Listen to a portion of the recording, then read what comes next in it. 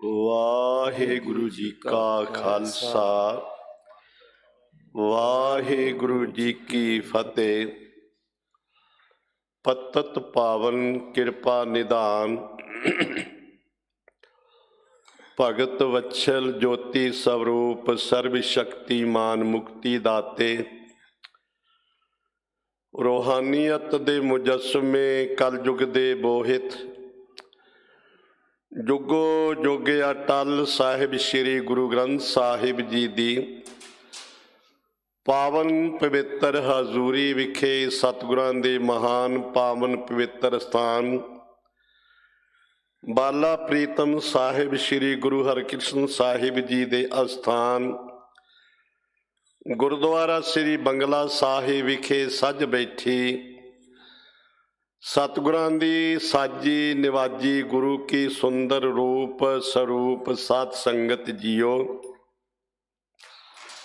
ਆਪ ਜੀ ਵਡਭਾਗੀ ਹੋ ਸਤਿਗੁਰਾਂ ਦੇ ਪਾਵਨ ਅਸਥਾਨਾਂ ਦੀਆਂ ਹਾਜ਼ਰੀਆਂ ਭਰਦੇ ਹੋਏ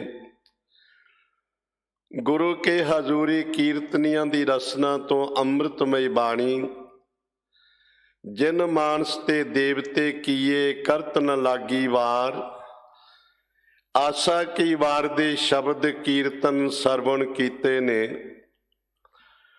ਉਪਰੰਤ ਬਹੁਤ ਹੀ ਸਤਿਕਾਰਯੋਗ ਸਿੰਘ ਸਾਹਿਬ ਜੀ ਨੇ ਬੜੇ ਪਿਆਰ ਵਿੱਚ ਆ ਕੇ ਜੋ ਸਤਿਗੁਰਾਂ ਨੇ ਸਾਨੂੰ ਲੜੀਵਾਰ ਪਾਵਨ ਉਪਦੇਸ਼ ਬਖਸ਼ਿਸ਼ ਕੀਤਾ ਹੈ ਇਸ ਦਾ ਮੂਲ ਰੂਪ ਦੇ ਵਿੱਚ ਪਾਠ ਸਰਵਣ ਕਰਵਾਇਆ ਹੈ। ਉਸ ਦੀ ਵਿਚਾਰ ਕਹਿਣ ਸੁਣਨ ਲਈ ਗੁਰੂ ਪਾਤਸ਼ਾਹ ਜੀ ਰਹਿਮਤ ਕਰਨ ਸਾਡੀ ਤੁਹਾਡੀ ਹਾਜ਼ਰੀ ਗੁਰੂ ਦਰਬਾਰੇ ਪ੍ਰਵਾਨ ਹੋਏ। ਆਓ ਪਿਆਰ ਵਿੱਚ ਭਿੱਜ ਕੇ ਬੁਲਾਓ ਜੀ ਸਤਨਾਮ ਸ੍ਰੀ ਵਾਹਿਗੁਰੂ ਜੀ। ਸਤ ਰੂਪ ਸਤ ਨਾਮ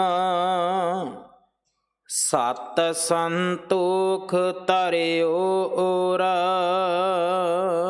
ਸਤਿਗੁਰੂ ਪਾਤਸ਼ਾਹ ਜੀ ਨਦਰੇ ਇਨਾਇਤ ਕਰਕੇ ਕਲਯੁਗੀ ਜੀਵਾਂ ਦੇ ਉਧਾਰ ਹਿੱਤ ਅੰਮ੍ਰਿਤ ਬਾਣੀ ਸਤਿਗੁਰੂ ਪਾਤਸ਼ਾਹ ਜੀ ਨੇ ਉਚਾਰਨ ਕੀਤੀ। ਗੁਰੂ ਸਾਹਿਬਾਨਾਂ ਦੀ ਬਾਣੀ ਗੁਰਸਿੱਖਾਂ ਦੀ ਬਾਣੀ ਭੱਟਾਂ ਦੀ ਬਾਣੀ ਭਗਤਾਂ ਦੀ ਬਾਣੀ ਆਪ ਜੀ ਸਮੇਂ ਸਮੇਂ ਅਨੁਸਾਰ ਗੁਰਦੇਵ ਦੇ ਬਖਸ਼ਿਸ਼ ਕੀਤੇ ਉਪਦੇਸ਼ ਨੂੰ ਸਰਵਣ ਕਰਦੇ ਹੋ। 11 ਭੱਟਾਂ ਦੀ ਬਾਣੀ ਸ੍ਰੀ ਗੁਰੂ ਗ੍ਰੰਥ ਸਾਹਿਬ ਜੀ ਦੇ ਵਿੱਚ ਅੰਕਿਤ ਹੈ। ਅੱਜ ਦਾ ਇਹ ਪਾਵਨ ਪਵਿੱਤਰ ਬਚਨ ਜੋ ਸਤਿਗੁਰੂ ਜੀ ਸਾਨੂੰ ਬਖਸ਼ਿਸ਼ ਕਰ ਰਹੇ ਨੇ ਇਹ ਮਥਰਾ ਨਾਮੇ ਭੱਟ ਦੇ ਉਚਾਰਨ ਕੀਤਾ ਹੋਇਆ।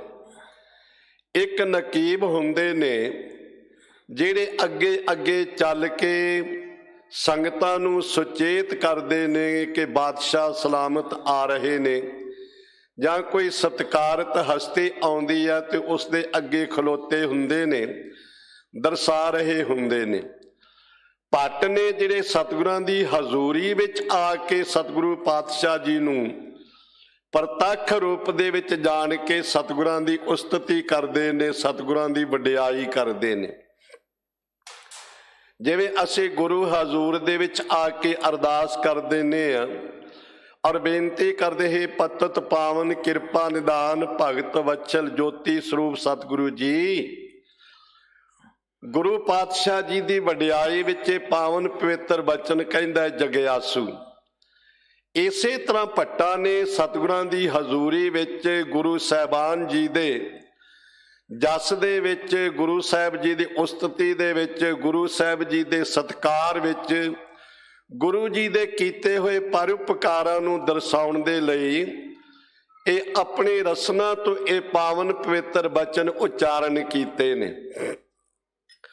ਮਥਰਾ ਭੱਟ ਸਤਿਗੁਰੂ ਪਾਤਸ਼ਾਹ ਜੀ ਪੰਚਮ ਗੁਰਦੇਵ ਜੀ ਦੇ ਚਰਨਾਂ ਵਿੱਚ ਬੇਨਤੀ ਕਰ ਰਹੇ ਨੇ ਕਿ ਹੇ ਪਾਤਸ਼ਾਹ ਸਤਿਗੁਰੂ ਪਾਤਸ਼ਾਹ ਗੁਰੂ ਅਰਜਨ ਦੇਵ ਮਹਾਰਾਜ ਜੀ ਸਤ ਰੂਪ ਆਪ ਜੀ ਸਤ ਸਰੂਪ ਹੋ। क्यों सत स्वरूप हो?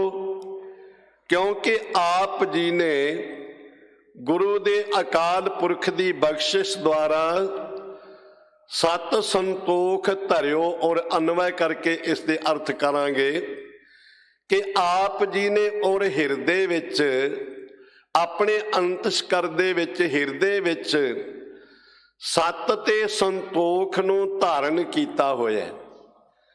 आप सत ते संतोख नूं अपने अंदर वसाया होया। क्योंकि सत ते संतोख जिहड़े शब्द ने ना, इन्हां दी बहुत वड्डी महानता है। इसलिए भाई साहब भाई गुरदास जी ने बड़े प्यार विच आके पावन पवित्र बचन कहे ने कि सत बिन संजम ना पत बिन पूजा होए, सच बिन सोचना जनेऊ जतहीन है। सतगुरु पातशाह जी की वडियाई विच कहंदे ने कि सत तो बिना संजम की प्राप्ति नहीं हो सकती, संतोख तो बिना मनुख नूं शांति नहीं प्राप्त हो सकती। इसलिए विद्वान कहंदे सम संतोख न आन सुख, तप ना खिमा संग जान। किसी जीव दे उत्ते खिमा कर देनी इहदे वर्गा कोई बड़ा तापी नहीं है। किसी जीव दे उत्ते खिमा कर देनी, ਉਹਦੇ ਔਗਣਾ ਨੂੰ ਵਿਸਾਰ ਦੇਣਾ, ਉਹਨੂੰ ਗਲਵਕੜੀ ਵਿੱਚ ਲੈ ਲੈਣਾ, ਇਹ ਕਹਿੰਦੇ ਬਹੁਤ ਵੱਡੀ ਭਗਤੀ ਹੈ। ਸਤ ਬਿਨ ਸੰਜਮ ਨਾ ਪਤ ਬਿਨ ਪੂਜਾ ਹੋਏ, ਸੱਚ ਬਿਨ ਸੋਚਣਾ ਜਨੇਊ ਜਤਹੀਨ ਹੈ। ਬਿਨ ਗੁਰ ਦੀਖਿਆ ਧਿਆਨ, ਬਿਨ ਦਰਸ਼ਨ ਧਿਆਨ ਭਾਉ, ਬਿਨ ਭਗਤ ਨਾ ਕਥਨੀ ਪੈ ਭੀਨ ਹੈ। ਸੱਚ ਨਾ ਸੰਤੋਖ ਬਿਨ, ते संतोख तो बिना सच की प्राप्ति नहीं। सचों उरै सब को उपर सच आचार क्या सतगुरु पातशाह जी ने। आप जी ने सत ते संतोख नूं अपने और हिरदे विच धारण कीता है। इस करके आप सत स्वरूप हो। सत दा ही रूप है। सत की है? सत ते असत दो शब्द ने। सत ਉਹ ਹੁੰਦਾ ਜਿਹੜਾ ਹਮੇਸ਼ਾ ਰਹਿਣ ਵਾਲਾ ਹੋਵੇ, ਅਸਤ ਉਹ ਹੈ ਜਿਹੜਾ ਛਿਨ ਭੰਗਰ ਹੋਵੇ, ਨਾਸਵੰਤ ਹੋਵੇ। ਵਿਦਵਾਨਾਂ ਨੇ ਨਾ, ਵਿਦਾਂਤ ਨੇ 5 ਪ੍ਰਕਾਰ ਦਾ ਭਰਮ ਕਿਹਾ ਗਿਆ। ਭੇਦ ਭਰਮ, ਕਰਤੱਤ ਭਰਮ, ਪੁੰਨ ਸੰਗ ਭਰਮ, ਵਿਕਾਰ। ਬ੍ਰਹਮ ਅਨੰਤ ਜਗ ਸਤ ਹੈ, ਪੰਚੋ ਭਰਮ ਸੰਸਾਰ। ਇਹ 5 ਪ੍ਰਕਾਰ ਦਾ ਸੰਸਾਰ ਦੇ ਲੋਕਾਂ ਨੂੰ ਭਰਮ ਹੋਇਆ ਹੋਇਆ, ਜਿਹਦੇ ਵਿੱਚ ਵਿਸ਼ੇਸ਼ ਕਰਕੇ ਕਹਿੰਦੇ ਬ੍ਰਹਮ ਅਨੰਤ ਜਗ ਸਤ ਹੈ। ਜਿਹੜਾ ਬ੍ਰਹਮ ਹੈ ਨਾ, ਪਰਮਾਤਮਾ ਹੈ, ਨਿਰੰਕਾਰ ਹੈ, ਪ੍ਰਭੂ ਹੈ, ਉਹ ਕਹਿੰਦੇ ਅਨੰਤ ਹੈ। ਉਹਨੂੰ ਤੇ ਅਸਤ ਮੰਨੀ ਬੈਠਾ ਹੈ, ਤੇ ਜਿਹੜਾ ਅਸਤ ਹੈ ਉਹਨੂੰ ਸੱਚ ਮੰਨੀ ਬੈਠਾ ਹੋਇਆ। ਇਹ ਸਰੀਰ ਅਸਤ ਹੈ, परिवार असत है, कारोबार असत है, पर असी इसनू सत मन के हमेशा इहदे विच ही खचित रहने हैं। कोई समा परिवार विच बतीत कर लिया, कोई कारोबार विच कर लिया, ते कुछ समा अपने शरीर नू असी सवारन वास्ते, शंगारन वास्ते बतीत कर लेने हैं। इसलिए बाबा फरीद जी ने कहा, फरीद जी कहते ने कि भलिया मानसा जिस जे सिर चुंच सवारे पाग सो सिर से, जे सिर चुन चुन बांधे पाग सो सिर चुंच सवारे काग। जेरे वास्ते तू अनेक समा अपनी दस्तार सजाउण ते लाउने, मतलब भी नहीं दस्तार नहीं सजाउणी, सुंदर दस्तार सजाउणी है। ये तो बहुत वड्डी वधिया गल है कि बहुत सारिया संस्थावां जिहड़ियां ने ना, वो सुंदर दस्तार के मुकाबले भी करवाउंदियां ने। दिल्ली से गुरुद्वारा प्रबंधक कमेटी भी करवाउंदी, दास भी कई बारी हाजिर होंदे रहे ने। पर यह नहीं कि असी सारा समा अपने शरीर नूं संगारन वास्ते ही सारा बतीत कर दईए, ये भी ख्याल रखना है। इसलिए गुरुदेव पातशाह जी कृपा करते ने, सानू कलयुगी जीवां नूं समझाउंदे ने ਕਿ ਜਿਹੜਾ ਅਸਤ ਸਰੀਰ ਹੈ ਇਸ ਨੂੰ ਅਸੀਂ ਸੱਤ ਮੰਨ ਲਿਆ, ਸੱਚਾ ਮੰਨ ਲਿਆ, ਤੇ ਜੋ ਪ੍ਰਮਾਤਮਾ ਸੱਚਾ ਹੈ ਨਾ ਉਸ ਨੂੰ ਅਸੀਂ ਅਸਤ ਝੂਠਾ ਮੰਨ ਲਿਆ। ਕਹਦੇ ਨੇ ਨਾ ਇਹ ਜੱਗ ਮਿੱਠਾ ਅਗਲਾ ਕਿਨ ਡਿੱਠਾ, ਆਮ ਇਹ ਪੰਜਾਬੀ ਦੀ ਕਹਾਵਤ ਹੈ। ਕਹਿੰਦੇ ਦੇਖੀ ਜਾਓ ਜਿਹੜੀ ਹੋਏਗੀ। ਨਹੀਂ ਭਾਈ, ਗੁਰਦੇਵ ਪਾਤਸ਼ਾਹ ਨੇ ਗੁਰਬਾਣੀ ਵਿੱਚ ਸਾਨੂੰ ਜਨਮ ਤੋਂ ਲੈ ਕੇ ਅਖੀਰਲੇ ਸਵਾਸ ਤੱਕ ਉਪਦੇਸ਼ ਬਖਸ਼ਿਸ਼ ਕੀਤੇ ਨੇ ਕਿ ਅਸੀਂ ਸੌਣਾ ਕਦੋਂ ਹੈ, ਖਾਣਾ ਕਦੋਂ ਹੈ, ਪੀਣਾ ਕਦੋਂ ਹੈ, ਜਾਗਣਾ ਕਦੋਂ ਹੈ, ਸਾਰਾ ਸਤਿਗੁਰੂ ਨੇ ਸਾਨੂੰ ਉਪਦੇਸ਼ ਬਖਸ਼ਿਸ਼ ਕੀਤਾ ਹੈ। ਪਰ ਅਸੀਂ ਗੁਰੂ ਦੇ ਉਪਦੇਸ਼ ਨੂੰ ਮੰਨਦੇ ਨਹੀਂ, ਪਰ ਜ਼ਰੂਰ ਲੈਂਦੇ ਹਾਂ। ਇਸ ਲਈ ਮੇਰੇ ਪਾਤਸ਼ਾਹ ਜੀ ਬਖਸ਼ਿਸ਼ ਕਰਦੇ ਨੇ ਕਿ ਇਹ ਸੰਸਾਰ ਅਸਤ ਹੈ, ਕਿਉਂਕਿ ਦ੍ਰਿਸ਼ਟਮਾਨ ਹੈ ਸਗਲ ਮਿਥੇਨਾ। ਇਹ ਦ੍ਰਿਸ਼ਟਮਾਨ ਕਹਿੰਦੇ ਜੋ ਅੱਖਾਂ ਨਾਲ ਦਿਸ ਰਿਹਾ ਹੈ। ਜਿਹੜੀ ਵਸਤੂ ਅੱਖਾਂ ਨਾਲ ਦਿਖਾਈ ਪੈਂਦੀ ਹੈ ਉਹ ਮਿਥਿਆ ਰੂਪ ਹੈ, ਉਹ ਛਿਨ ਭੰਗਰ ਹੈ, ਤੇ ਜੋ ਦਿਖਾਈ ਨਹੀਂ ਦਿੰਦਾ ਉਹੀ ਸੱਤ ਹੈ। ਪਰ ਦਿਖਾਈ ਦਿੰਦਾ ਹੈ। ਕਹਿੰਦੇ ਨੇ ਪਾਤਸ਼ਾਹ ਗੁਰੂ ਗ੍ਰੰਥ ਸਾਹਿਬ ਜੀ ਵਿੱਚ ਦਰਸ਼ਨ ਦੇਖ ਜੀਵਾਂ ਗੁਰ ਤੇਰਾ। ਇਹਦਾ ਮਤਲਬ ਉਹਦੇ ਦਰਸ਼ਨ ਹੁੰਦੇ ਨੇ। ਭਗਤ ਰਵਿਦਾਸ ਜੀ ਨੇ ਵੀ ਕਿਹਾ ਬਹੁਤ ਜਨਮ ਵਿਛਰੇ ਥੇ ਮਾਧੋ, ਇਹ ਜਨਮ ਤੁਮਾਰੇ ਲੇਖੇ, ਕਹਿ ਰਵਿਦਾਸ ਆਸ ਲੱਗ ਜੀਵੋ, ਚਿਰ ਭਇਓ ਦਰਸ਼ਨ ਦੇਖੇ। ਚਿਰ ਹੋ ਗਿਆ ਆਪ ਜੀ ਦੇ ਦਰਸ਼ਨ ਦੇਖਿਆਂ ਨੂੰ, ਦਰਸ਼ਨ ਕੀਤਿਆਂ ਨੂੰ। ਪ੍ਰਤੱਖ ਹੈ ਕਿ ਸਤਿਗੁਰੂ ਜੀ ਦਰਸ਼ਨ ਬਖਸ਼ਦੇ ਨੇ, ਕਿਉਂਕਿ ਸਤਿਗੁਰੂ ਜੀ ਹੁਣ ਕਿਸੇ ਸਰੂਪ ਦੇ ਵਿੱਚ ਨਹੀਂ, ਤੇ ਜਿੱਥੇ ਬੈਠ ਕੇ ਗੁਰੂ ਨੂੰ ਯਾਦ ਕਰੋਗੇ ਗੁਰੂ ਪ੍ਰਤੱਖ ਰੂਪ ਦੇ ਵਿੱਚ ਹੈ। ਐ ਸਾਹਿਬੇ ਆਲਮ ਸਰਬੰਸਦਾਨੀ ਪਿਤਾ ਗੁਰੂ ਗੋਬਿੰਦ ਸਿੰਘ ਸਾਹਿਬ ਜੀ, ਜਿਨ੍ਹਾਂ ਦੇ ਪ੍ਰਕਾਸ਼ ਦਿਹਾੜੇ ਦਿੱਲੀ ਸੇ ਗੁਰਦੁਆਰਾ ਪ੍ਰਬੰਧਕ ਕਮੇਟੀ ਵੱਲੋਂ ਵਿਸ਼ੇਸ਼ ਕਰਕੇ ਮਨਾਏ ਜਾ ਰਹੇ ਨੇ, ਤੇ ਸਤਿਗੁਰੂ ਮਹਾਰਾਜ ਸੱਚੇ ਪਾਤਸ਼ਾਹ ਜੀ ਸ਼ਿਵਦੱਤ ਨੇ ਕਾਮਨਾ ਕੀਤੀ ਤੇ ਸਤਿਗੁਰਾਂ ਨੇ ਉਸੇ ਸਰੂਪ ਦੇ ਵਿੱਚ ਜਾ ਕੇ ਉਸ ਨੂੰ ਜਮਨਾ ਦੇ ਕਿਨਾਰੇ ਤੇ ਦਰਸ਼ਨ ਦਿੱਤੇ ਨੇ। ਸਤਿਗੁਰੂ ਜੀ ਤਾਂ ਅੱਜ ਵੀ ਹਾਜ਼ਰ ਨਾਜ਼ਰ ਨੇ, ਕਿਉਂਕਿ ਗੁਰੂ ਨਾਨਕ ਸਾਹਿਬ ਜੀ ਨਿਰੰਕਾਰੀ ਜੋਤ 10 ਜਾਮਿਆਂ ਵਿੱਚ ਵਰਤੀ ਹੈ। ਜਾਮੇ ਵੱਖਰੇ ਵੱਖਰੇ ਨੇ, ਜੋਤ ਇੱਕ ਹੀ ਹੈ। ਜੋਤ ਓਹਾ ਜੁਗਤ ਸਾਏ ਸਹਿਕਾਇਆ ਫੇਰ ਪਲਟੀ ਹੈ। ਸਰੂਪ ਵੱਖਰੇ ਨੇ, ਜੋਤ ਇੱਕ ਹੈ। ਤੇ ਜਿਹੜੀ ਨਿਰੰਕਾਰੀ ਜੋਤ ਗੁਰੂ ਗੋਬਿੰਦ ਸਿੰਘ ਸਾਹਿਬ ਜੀ ਨੇ ਸ਼ਬਦ ਗੁਰੂ ਗ੍ਰੰਥ ਸਾਹਿਬ ਜੀ ਦੇ ਵਿੱਚ ਪ੍ਰਕਾਸ਼ਮਾਨ ਵਿਦਮਾਨ ਕਰ ਦਿੱਤੀ, ਤੇ ਅੱਜ ਵੀ ਜੋਤ ਪ੍ਰਗਟ ਰੂਪ ਦੇ ਵਿੱਚ ਹੈ। ਅੱਜ ਵੀ ਜੋਤ ਸਾਨੂੰ ਦਰਸ਼ਨ ਦੀਦਾਰ ਬਖਸ਼ਿਸ਼ ਕਰ ਰਹੀ ਹੈ। ਇਸ ਲਈ ਗੁਰੂ ਆਏ ਜ਼ਰੂਰ ਨੇ, ਕਿਤੇ ਗਏ ਨਹੀਂ ਜੋਤ, ਕਿਉਂਕਿ ਹਮੇਸ਼ਾ ਰਹਿੰਦੀ ਹੈ। ਅੱਜ ਵੀ ਸਾਡੀ ਭਾਵਨਾ ਬਣ ਜਾਏ, ਸ਼ਰਧਾ ਬਣ ਜਾਏ, ਤੇ ਅੱਜ ਵੀ ਸਤਿਗੁਰੂ ਪਾਤਸ਼ਾਹ ਜੀ ਸਾਡੇ ਤੇ ਰਹਿਮਤ ਕਰਨਗੇ, ਤਰਸ ਕਰਨਗੇ, ਬਸ਼ਰਤੇ ਕਿ ਸਾਡੀ ਮਨ ਵਿੱਚ ਸ਼ਰਧਾ ਹੋਵੇ। ਅਸੀਂ ਤੇ ਮੱਥਾ ਜ਼ਰੂਰ ਟੇਕਦੇ ਹਾਂ, ਰੁਮਾਲੇ ਵੀ ਭੇਟਾ ਕਰ ਦਿੰਦੇ ਹਾਂ, ਧਨ ਵੀ ਭੇਟਾ ਕਰ ਦਿੰਦੇ ਹਾਂ, ਪੁਸ਼ਪਾਂਜਲੀ ਵੀ ਕਰ ਦਿੰਦੇ ਹਾਂ, ਪਰ ਗੁਰੂ ਤੇ ਕਹਿੰਦਾ ਸਿੱਖਾ ਮੈਨੂੰ ਮਨ ਭੇਟਾ ਕਰ। ਜੇ ਮਨ ਭੇਟਾ ਕਰੇਗਾ ਨਾ ਤੇ ਤੇਰੇ ਸਾਰੇ ਕਾਰਜ ਹੀ ਰਾਸ ਹੋ ਜਾਣਗੇ। ਮਨ ਵੇਚੈ ਸਤਿਗੁਰ ਕੈ ਪਾਸ, ਤੇ ਸੇਵਕ ਕੇ ਕਾਰਜ ਰਾਸ। ਆਪ ਗੁਰੂ ਬਖਸ਼ਿਸ਼ ਕਰਨਗੇ। ਇਸ ਲਈ ਇਹ ਜਿਹੜਾ ਭਰਮ ਸਾਨੂੰ ਪਿਆ ਹੋਇਆ ਹੈ ਨਾ ਕਿ ਇਹ ਸੰਸਾਰ ਸੱਚਾ ਹੈ, ਪ੍ਰਮਾਤਮਾ ਬ੍ਰਹਮ ਝੂਠਾ, ਨਹੀਂ, ਇਹ ਸਾਡਾ ਭਰਮ ਹੈ। ਜਦੋਂ ਭਰਮ ਨਿਵਰਤ ਹੋ ਜਾਏਗਾ ਨਾ, ਤੁਸੀਂ ਕਿਸੇ ਸਮੁੰਦਰ ਦੇ ਕਿਨਾਰੇ ਤੇ ਖਲੋਤੇ ਹੋਵੋਗੇ, ਕਿਸੇ ਸਰੋਵਰ ਦੇ ਕਿਨਾਰੇ ਤੇ ਵੀ ਖਲੋਤੇ ਹੋਵੋਗੇ।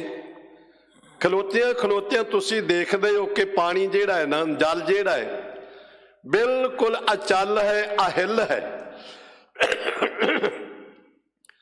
ਪਰ ਕੁਝ ਸਮੇਂ ਉਸ ਪਾਣੀ ਵਿੱਚੋਂ ਕੁਝ ਲਹਿਰਾਂ ਪੈਦਾ ਹੋ ਜਾਂਦੀਆਂ ਨੇ, ਪ੍ਰਤੀਬਿੰਬ ਪੈਦਾ ਹੋ ਜਾਂਦੇ ਨੇ। ਵੇਖਣ ਵਾਲੇ ਦੇ ਮਨ ਵਿੱਚ ਖਿਆਲ ਪੈਦਾ ਹੋ ਜਾਂਦਾ, ਭਰਮ ਪੈਦਾ ਹੋ ਜਾਂਦਾ ਹੈ ਕਿ ਲਹਿਰਾਂ ਦਾ ਪਾਣੀ ਵੱਖਰਾ ਹੈ ਤੇ ਸਰੋਵਰ ਦਾ ਪਾਣੀ ਵੱਖਰਾ ਹੈ, ਸਮੁੰਦਰ ਦਾ ਪਾਣੀ ਵੱਖਰਾ ਹੈ। ਕਈ ਵਾਰੀ ਐਸੀਆਂ ਵੱਡੀਆਂ ਵੱਡੀਆਂ ਲਹਿਰਾਂ ਉੱਠਦੀਆਂ ਨੇ, ਸਮੁੰਦਰ ਦੇ ਵਿੱਚ ਤੇ ਲਹਿਰ ਦੇ ਵਿੱਚ ਵੀ ਅੰਤਰ ਪੈ ਜਾਂਦਾ ਹੈ, ਉਹਦੇ ਵਿੱਚ ਵੀ ਸਪੇਸ ਆ ਜਾਂਦੀ ਹੈ, ਵੱਖਰੇ ਵੱਖਰੇ ਹੋ ਜਾਂਦੇ ਨੇ। ਕਿਉਂ ਹੋ ਜਾਂਦੇ ਨੇ? ਜਦੋਂ ਹਵਾ ਚੱਲਦੀ ਹੈ, ਤੇਜ਼ ਹਵਾ ਦੇ ਚੱਲਣ ਕਰਕੇ ਉਹਦੇ ਵਿੱਚ ਸਪੇਸ ਆ ਜਾਂਦੀ, ਲਹਿਰਾਂ ਪੈਦਾ ਹੁੰਦੀਆਂ ਨੇ, ਲਹਿਰਾਂ ਵੱਖਰੀਆਂ, ਸਮੁੰਦਰ ਵੱਖਰਾ ਲੱਗਦਾ ਹੈ। ਅਸੀਂ ਵੀ ਬ੍ਰਹਮ ਦਾ ਸਰੂਪ ਹਾਂ, ਅਸੀਂ ਵੀ ਸਤ ਸਰੂਪ ਹਾਂ, ਅਸੀਂ ਵੀ ਪਰਮੇਸ਼ਰ ਦਾ ਹੀ ਸਰੂਪ ਹਾਂ। ਇਹ ਸਾਹਿਬ ਕਹਿੰਦੇ ਕਹੋ ਕਬੀਰ ਇਹ ਰਾਮ ਕੀ ਅੰਸ਼, ਇਹ ਜੀਵ ਰਾਮ ਦੀ ਅੰਸ਼ ਹੈ, ਪ੍ਰਮਾਤਮਾ ਦੀ ਅੰਸ਼ ਹੈ। ਫਿਰ ਅਸੀਂ ਕਿਉਂ ਆਪਣੇ ਆਪ ਨੂੰ ਵੱਖਰਾ ਭਾਸਣ ਲੱਗ ਜਾਂਦਾ ਸਾਨੂੰ ਵੀ ਅਸੀਂ ਵੱਖਰੇ ਹਾਂ, ਪ੍ਰਮਾਤਮਾ ਵੱਖਰਾ ਹੈ? ਕਿਉਂਕਿ ਮਾਇਆ ਰੂਪੀ ਹਵਾ ਚੱਲ ਪਈ ਜਿਸ ਨੇ ਲਹਿਰਾਂ ਪੈਦਾ ਕਰ ਦਿੱਤੀਆਂ। ਕਿਉਂਕਿ ਮਾਇਆ ਮਮਤਾ ਹੈ ਬਹੁਰੰਗੀ, ਮਾਇਆ ਅਨੇਕ ਪ੍ਰਕਾਰ ਦੇ ਨਾਲ ਜੀਵ ਦੇ ਉੱਤੇ ਪ੍ਰਭਾਵੀ ਹੁੰਦੀ ਹੈ, ਅਸਰ ਕਰਦੀ ਹੈ। ਤੇ ਜਦੋਂ ਮਨੁੱਖ ਮਾਇਆ ਦੇ ਅਧੀਨ ਹੋ ਜਾਂਦਾ ਹੈ, ਫਿਰ ਇਸ ਨੂੰ ਇਉਂ ਲੱਗਦਾ ਹੈ ਕਿ ਪ੍ਰਮਾਤਮਾ ਤੇ ਰੱਬ ਤੇ ਕੋਈ ਹੈ ਹੀ ਨਹੀਂ, ਸਭ ਕੁਝ ਸੰਸਾਰ ਹੀ ਸੰਸਾਰ ਹੈ, ਇਹ ਸਰੀਰ ਹੈ, ਪਰਿਵਾਰ ਹੈ, ਕਾਰੋਬਾਰ, ਹੋਰ ਤਾਂ ਕੁਝ ਹੈ ਹੀ ਨਹੀਂ। ਇਹ ਟਿਕਾਓ ਵਿੱਚ ਆਉਣਾ ਹੈ, ਇਕਾਗਰਤਾ ਦੇ ਵਿੱਚ ਆਉਣਾ ਹੈ। ਇਕਾਗਰਤਾ ਵਿੱਚ ਆਵਾਂਗੇ, ਹਵਾ ਖਤਮ ਹੋ ਜਾਏਗੀ, ਉਹੀ ਲਹਿਰਾਂ ਮੁੜ ਕੇ ਸਮੁੰਦਰ ਦਾ ਰੂਪ ਬਣ ਜਾਣਗੀਆਂ। ਤੇ ਜਦੋਂ ਸਾਡੇ ਵਿੱਚ ਮਾਇਆ ਦਾ ਪ੍ਰਭਾਵ ਖਤਮ ਹੋ ਜਾਏਗਾ ਨਾ, ਕਿਉਂਕਿ ਮਾਇਆ ਅਨਰਵਚਨੀ ਹੈ, ਸਤ ਅਸਤ ਉਭੈ ਅਵੈਬ ਨਿਰਵੈਬ ਆਦਿਕ ਹੈ। ਇਹ ਮਾਇਆ ਦਾ ਪ੍ਰਭਾਵ ਤਾਂ ਹੀ ਪੈਂਦਾ ਹੈ ਜਦੋਂ ਸਾਡੇ ਮਨ ਵਿੱਚ ਭਰਮ ਹੈ ਕਿ ਅਸੀਂ ਸੰਸਾਰ ਤੇ ਆਏ ਹਾਂ ਪਦਾਰਥ ਛਕਣ ਵਾਸਤੇ, ਸੁੰਦਰ ਕੱਪੜੇ ਪਹਿਨਣ ਵਾਸਤੇ, ਰੰਗ ਤਮਾਸ਼ੇ ਦੇਖਣ ਵਾਸਤੇ ਨਹੀਂ। ਭਲਿਆ ਤੂੰ ਆਇਆ ਲਾਹਾ ਲੈਣ, ਲੱਗਾ ਕਿਤ ਕੁਫਕੜੇ ਸਭ ਮੁਕਦੀ ਚੱਲੀ ਰਹਿਣ। ਤੂੰ ਤੇ ਇੱਥੇ ਕੁਝ ਲਾਹਾ ਲੈਣ ਵਾਸਤੇ ਆਇਆ। ਲਾਹਾ ਕਿਸ ਗੱਲ ਦਾ ਲੈਣਾ ਹੈ? ਜਿਹੜੀ ਵਸਤੂ ਸੱਤ ਹੈ, ਜਿਹੜੀ ਹਮੇਸ਼ਾ ਰਹਿਣ ਵਾਲੀ ਹੈ। ਤੇ ਹਮੇਸ਼ਾ ਰਹਿਣ ਵਾਲਾ ਕੀ ਹੈ? ਪ੍ਰਮਾਤਮਾ ਦਾ ਨਾਮ। ਹਮੇਸ਼ਾ ਰਹਿਣ ਵਾਲਾ ਪ੍ਰਮਾਤਮਾ ਦਾ ਨਾਮ। ਅਗਰ ਨਾਮ ਜਪਿਆ ਹੈ ਨਾ ਤੇ ਲੋਕ ਪਰਲੋਕ ਦੇ ਵਿੱਚ ਸਹਾਇਕ ਹੋਵੇਗਾ। ਗੁਰ ਮੇਰੇ ਸੰਗ ਸਦਾ ਹੈ ਨਾਲੇ, ਸਿਮਰ ਸਿਮਰ ਤੇ ਸਦਾ ਸੰਭਾਲੇ। ਭਾਈ ਉਸ ਦਾ ਸਿਮਰਨ ਕਰ, ਮਨ ਕਰਕੇ, ਬਚਨਾ ਕਰਕੇ। ਕਿਉਂ? ਹਮੇਸ਼ਾ ਤੇਰੀ ਸੰਭਾਲ ਕਰੇਗਾ, ਲੋਕ ਤੇ ਪ੍ਰਲੋਕ ਵਿੱਚ ਤੇਰੇ ਸਹਾਇਕ ਹੋਵੇਗਾ। ਜਿੱਥੇ ਅਵਕਟ ਗਲੀਆਂ ਭੀੜੀਆਂ, ਤਿੱਥੇ ਹਰ ਹਰ ਮੁਕਤ ਕਰਾਏ। ਪਰਮਾਤਮਾ ਦੇ ਨਾਮ ਨੇ ਮੁਕਤ ਕਰਵਾਉਣਾ ਤੈਨੂੰ। ਇਸ ਕਰਕੇ ਨਾਮ ਸੱਤ ਹੈ, ਗੁਰੂ ਦਾ ਉਪਦੇਸ਼ ਸ਼ਬਦ ਸੱਤ ਹੈ, ਆਪ ਨਿਰੰਕਾਰ ਸੱਤ ਹੈ। ਤੇ ਪਾਤਸ਼ਾਹ ਗੁਰੂ ਰਾਮਦਾਸ ਜੀ ਆਪ ਜੀ ਵੀ ਸਤ ਸਰੂਪ ਹੋ, ਆਪ ਜੀ ਵੀ ਸਤ ਸਰੂਪ ਹੋ, ਸਤਨਾਮ। ਕਿਉਂਕਿ ਉਸ ਪਰਮਾਤਮਾ ਦਾ ਨਾਮ ਹਮੇਸ਼ਾ ਸਤ ਹੈ। ਸੱਚ ਪੁਰਾਣਾ ਨਾ ਥੀਏ, ਨਾਮ ਨਾ ਮੈਲਾ ਹੋਏ। ਸੱਚ ਕਦੇ ਪੁਰਾਣਾ ਨਹੀਂ ਹੁੰਦਾ, ਨਾਮ ਨੂੰ ਕੋਈ ਮੈਲ ਨਹੀਂ ਲੱਗਦੀ ਹੈ।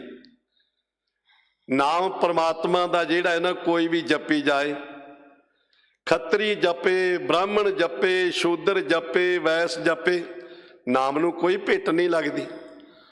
ਕੋਈ ਝੁੱਗੀਆਂ ਵਿੱਚ ਬੈਠ ਕੇ ਵੀ ਨਾਮ ਜਪ ਸਕਦਾ ਹੈ। ਭਗਤ ਰਵਿਦਾਸ ਜੀ ਤੇ ਜੋੜੇ ਗੰਢਣ ਦਾ ਆਪਣੀ ਕਿਰਤ ਕਰਦੇ ਨੇ ਤੇ ਰਾਮ ਦਾ ਨਾਮ ਜਪਦੇ ਨੇ। ਇਸੇ ਲਈ ਕਹਿੰਦੇ ਕਿ ਪਟ ਭਾਂਡਾ ਕਹੈ ਨ ਕੋਏ, ਐਸਾ ਭਗਤ ਵਰਨ ਮੈਂ ਹੋਏ। ਜਿਵੇਂ ਅਸੀਂ ਘਿਓ ਲੈਣਾ ਹੋਵੇ ਨਾ ਕਿਸੇ ਦੇ ਪਾਸੋਂ ਜਾ ਕੇ, ਕੱਪੜਾ ਕਿਸੇ ਦੇ ਕੋਲੋਂ ਜਾ ਕੇ ਖਰੀਦਣਾ ਹੋਵੇ, ਇਹ ਨਹੀਂ ਦੇਖਦੇ ਦੁਕਾਨ ਮੁਸਲਮਾਨ ਦੀ ਆ ਕਿ ਸਿੱਖ ਦੀ ਆ ਕਿ ਈਸਾਈ ਦੀ ਆ ਕਿ ਹਿੰਦੂ ਦੀ ਆ। ਜੇ ਕਿਸੇ ਕੋਲੋਂ ਘਿਓ ਲੈਨੇ ਤਾਂ ਵੀ ਨਹੀਂ ਦੇਖਦੇ, ਕਿਉਂਕਿ ਪਰਮਾਤਮਾ ਦਾ ਨਾਮ ਹਮੇਸ਼ਾ ਸੁੱਚਾ ਹੈ। ਨਾਮ ਗੋਬਿੰਦ ਕਾ, ਨਾਮ ਕਹਿਤ ਗੋਬਿੰਦ ਕਾ, ਸੂਚੀ ਭਈ ਰਸਨਾ। ਸਤਿਗੁਰੂ ਜੀ ਕਹਿੰਦੇ ਜਿਹੜੀ ਤੇਰੀ ਰਸਨਾ ਝੂਠੀ ਹੋਈ ਹੈ ਨਾ, ਜੇਬਾ ਝੂਠੀ ਕਰਨ ਝੂਠੇ। ਇਹ ਵਿਸ਼ਿਆਂ ਵਿਕਾਰਾਂ ਵਿੱਚ ਲੱਗ ਕੇ ਮੰਦੇ ਗੀਤ ਗਾਣ ਬੋਲਣ ਕਰਕੇ ਝੂਠੀ ਹੋ ਗਈ। ਤੇ ਨਾਮ ਕਹਿਤ ਗੋਬਿੰਦ ਕਾ, ਗੋਬਿੰਦ ਪਰਮਾਤਮਾ ਦਾ ਨਾਮ ਕਹਿਣ ਤੇ ਤੇਰੀ ਰਸਨਾ ਵੀ ਪਵਿੱਤਰ ਹੋ ਜਾਏਗੀ, ਤੇਰੀ ਰਸਨਾ ਵੀ ਸੁੱਚੀ ਬਣ ਜਾਏਗੀ, ਕਿਉਂਕਿ ਨਾਮ ਹਮੇਸ਼ਾ ਸੱਤ ਹੈ, ਨਾਮ ਹਮੇਸ਼ਾ ਰਹਿਣ ਵਾਲਾ ਹੈ। ਇਸ ਲਈ ਬਖਸ਼ਿਸ਼ ਕਰਦੇ ਨੇ ਪਾਤਸ਼ਾਹ ਜੀ ਕਿ ਸਤ ਸੰਤੋਖ ਧਰਿਓ ਔਰ, ਤੁਸੀਂ ਸਤ ਨੂੰ ਸੰਤੋਖ ਨੂੰ ਪਾਤਸ਼ਾਹ ਗੁਰੂ ਰਾਮਦਾਸ ਜੀ ਆਪਣੇ ਔਰ ਹਿਰਦੇ ਵਿੱਚ ਵਿਸ਼ੇਸ਼ ਕਰਕੇ ਧਾਰਨ ਕੀਤਾ ਹੈ। ਇਸ ਕਰਕੇ ਆਪ ਸਤ ਸਰੂਪ ਹੋ, ਆਪ ਸਤਨਾਮ ਪ੍ਰਮਾਤਮਾ ਦੇ ਨਾਲ ਜੁੜੇ ਹੋਏ ਹੋ। ਆਪ ਜੀ ਦਾ ਨਾਮ ਵੀ ਸਤ ਹੈ। ਆਦ ਪੁਰਖ ਪਰਤਖ ਲਿਖਿਓ ਅਸ਼ਰ ਮਸਤਕ ਤੋਰ। हे ਪੰਚਮ ਪਾਤਸ਼ਾਹ ਸਾਹਿਬ ਸ੍ਰੀ ਗੁਰੂ ਅਰਜਨ ਦੇਵ ਜੀ ਮਹਾਰਾਜ, ਆਦ ਪੁਰਖ ਨਿਰੰਕਾਰ ਜਿਹੜਾ ਹੈ, ਕਿਉਂਕਿ ਉਸ ਤੋਂ ਪਹਿਲਾਂ ਕੁਛ ਵੀ ਨਹੀਂ ਸੀ, ਉਸ ਤੋਂ ਪਹਿਲਾਂ ਕੁਝ ਵੀ ਹੋਂਦ ਨਹੀਂ ਸੀ। ਅਰਬਦ ਨਰਬਦ ਧੁੰਦੂ ਕਾਰਾ, ਧਰਨ ਨਾ ਗਗਨਾ ਹੁਕਮ ਅਪਾਰਾ, ਨਾ ਦਿਨ ਰੈਣ ਨਾ ਚੰਦ ਨਾ ਸੂਰਜ, ਸੁਨ ਸਮਾਦ ਲਗਾਏਂਦਾ, ਕੁਛ ਵੀ ਨਹੀਂ ਸੀ।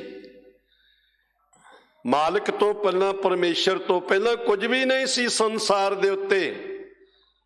ਉਹ ਹੇ ਵਾਹਿਗੁਰੂ ਆਦ ਪੁਰਖ, ਹੇ ਨਿਰੰਕਾਰ ਅਕਾਲ ਪੁਰਖ ਪ੍ਰਤੱਖ, ਆਪ ਜੀ ਪ੍ਰਤੱਖ ਰੂਪ ਦੇ ਵਿੱਚ, ਆਪ ਜੀ ਨਿਸ਼ਚੇ ਰੂਪ ਦੇ ਵਿੱਚ, ਪ੍ਰਤੱਖ ਰੂਪ ਦੇ ਵਿੱਚ ਕੀ ਬਖਸ਼ਿਸ਼ ਕੀਤੀ ਹੈ? ਅਛਰ ਲਿਖਿਓ, ਅਛਰ ਮਸਤਕ ਧੁਰ।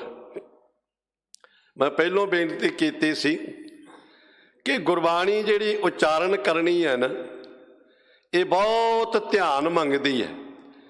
ਕਈ ਵਾਰੀ ਅਸੀਂ ਬੇਧਿਆਨੀ ਦੇ ਵਿੱਚ ਹੀ ਪੜ੍ਹ ਜਾਂਦੇ ਹਾਂ। ਇਸੇ ਲਈ ਭਾਈ ਸਾਹਿਬ ਭਾਈ ਗੁਰਦਾਸ ਜੀ ਨੇ ਇੱਕ ਬੜੀ ਪਿਆਰੀ ਪੰਕਤੀ ਕਹੀ ਹੈ ਕਿ ਜੈਸੇ ਲਗ ਮਾਤਰਾਹੀਨ ਪੜਤ ਔਰ ਕੋ ਔਰ, ਪਿਤਾ ਪੂਤ ਪੂਤ ਪਿਤਾ ਸਮ ਕਰ ਜਾਨੀਐ। ਅੱਖਰਾਂ ਦੇ ਲਗ ਮਾਤਰਾ ਤੋਂ ਬਿਨਾਂ ਜਦ ਅਸੀਂ ਪੜ੍ਹਦੇ ਹਾਂ, ਪਾਠ ਗਲਤ ਹੋ ਜਾਂਦਾ ਹੈ, ਅਰਥ ਦੇ ਅਨਰਥ ਹੋ ਜਾਂਦੇ ਨੇ। ਸਿੰਘ ਸਾਹਿਬ ਜੀ ਨੇ ਬਹੁਤ ਸੁੰਦਰ, ਬਹੁਤ ਸ਼ੁੱਧ ਪਾਠ ਆਪ ਜੀ ਨੂੰ ਸਰਵਣ ਕਰਵਾਇਆ ਹੈ। ਅਰਥ ਆਪਣੇ ਆਪ ਹੀ ਹੋ ਰਹੇ ਸਨ। ਗੁਰੂ ਪਾਤਸ਼ਾਹ ਜੀ ਬਖਸ਼ਿਸ਼ ਕਰੇ, ਲਿਖਿਓ ਅਛਰ ਮਸਤਕ ਧੁਰ।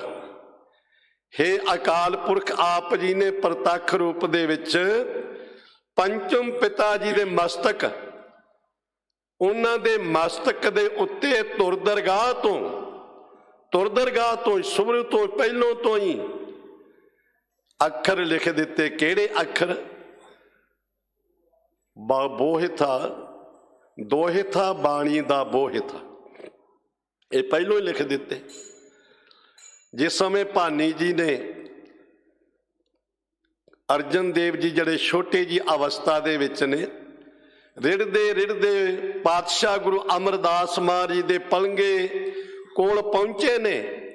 ਪਲੰਗੇ ਦੀ ਬਾਹੀ ਨੂੰ ਫੜ ਕੇ ਜਦੋਂ ਉੱਠਣ ਲੱਗੇ ਨੇ ਨਾ, ਤੇ ਬਲ ਵਾਲੇ ਸੀ, ਪਲੰਗੇ ਦੀ ਬਾਹੀ ਨੂੰ ਫੜ ਕੇ ਹਿਲਾਇਆ, ਪਲੰਗਾ ਹਿੱਲ ਗਿਆ। ਐਸਾ ਕੌਣ ਪੁਰਖ ਹੈ ਭਾਰੀ, ਮੰਜੀ ਹਿਲਾਈ ਸਾਡੀ ਸਾਰੀ। ਪਾਤਸ਼ਾਹ ਗੁਰੂ ਅਮਰਦਾਸ ਜੀ ਕਹਿਣਗੇ ਐਸਾ ਕੌਣ ਹੈ ਜਿਸ ਨੇ ਸਾਡੀ ਸਾਰੀ ਮੰਜੀ ਹਿਲਾ ਦਿੱਤੀ? ਤੇ ਬੀਬੀ ਭਾਨੀ ਜੀ ਕਹਿਣ ਲੱਗੇ, ਪਿਤਾ ਜੀ ਸੁੱਖ ਨਾਲ ਦੋਹਿਤਾ ਜੇ, ਦੋਹਿਤਾ।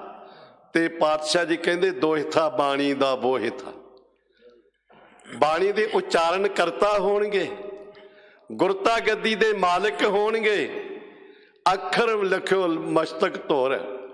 ਧੁਰ ਦਰਗਾਹ ਤੋਂ ਅਕਾਲ ਪੁਰਖ ਨੇ, ਆਦ ਪੁਰਖ ਨੇ ਪ੍ਰਤੱਖ ਰੂਪ ਦੇ ਵਿੱਚ ਗੁਰਤਾ ਗੱਦੀ ਦੇ ਬਾਣੀ ਦੇ ਉਚਾਰਨ ਕਰਤਾ ਦੇ ਅਕਸ਼ਰ ਜਿਹੜੇ ਸੀ, ਉਹ ਆਪ ਜੀ ਦੇ ਮਸਤਕ ਦੇ ਉੱਤੇ ਧੁਰ ਦਰਗਾਹ ਤੋਂ ਲਿਖ ਦਿੱਤੇ।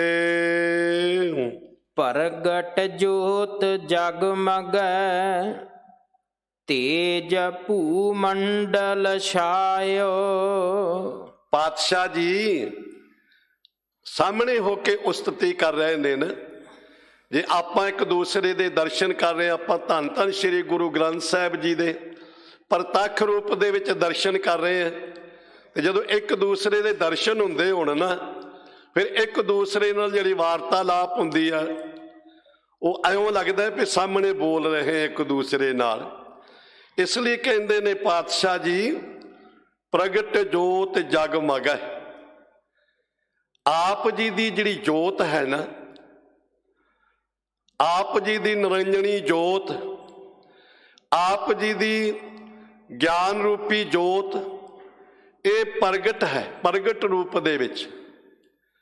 ਇੱਥੇ ਰਾਰਾ ਇਸ ਕਰਕੇ ਪੈਰ ਵਿੱਚ ਲਾਇਆ ਗਿਆ ਹੈ, ਲਗ ਮਾਤਰੀ ਨੇਮ ਦੇ ਕਾਰਨ, ਕਿਉਂਕਿ ਜਿਤਨੇ ਵੀ ਸ਼ਬਦ ਹੁੰਦੇ ਨੇ ਨਾ, ਉਹ ਲਗਾ ਮਾਤਰਾ ਦੇ ਅਨੁਸਾਰ ਹੁੰਦੇ ਨੇ। ਲਗਾ ਮਾਤਰਾ ਦੋ ਪ੍ਰਕਾਰ ਦੀਆਂ ਹੁੰਦੀਆਂ, ਇੱਕ ਲਘੂ, ਇੱਕ ਦੀਰਘ। ਇਸ ਲਈ ਸਤਿਗੁਰੂ ਮਹਾਰਾਜ ਸੱਚੇ ਪਾਤਸ਼ਾਹ ਜੀ ਦੀ ਉਸ ਦੇ ਵਿੱਚ ਕਹਿੰਦੇ ਨੇ, ਆਪ ਜੀ ਦੀ ਜਿਹੜੀ ਨਿਰੰਜਣੀ ਜੋਤ ਹੈ, ਅਖੰਡ ਜੋਤ ਹੈ, ਸਾਰੇ ਸੰਸਾਰ ਦੇ ਉੱਤੇ ਜਗਮਗ ਜਗਮਗ ਜਗਮਗ ਕਰ ਰਹੀ ਹੈ।